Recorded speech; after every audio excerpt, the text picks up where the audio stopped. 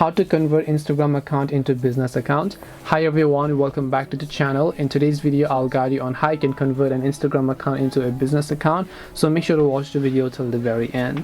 If you want to convert Instagram account to a business account, all you have to do is simply go ahead, first of all launch the Instagram application here. Once you launch the Instagram app, just tap the profile icon from the bottom right, then tap the three lines icon there and then go to settings. And if you want to convert this account to a business account, and go to the option called account, then scroll down, select switch to professional account option, and then over there you'll tap on continue, and you can just tap on continue. Just select a genre for your business.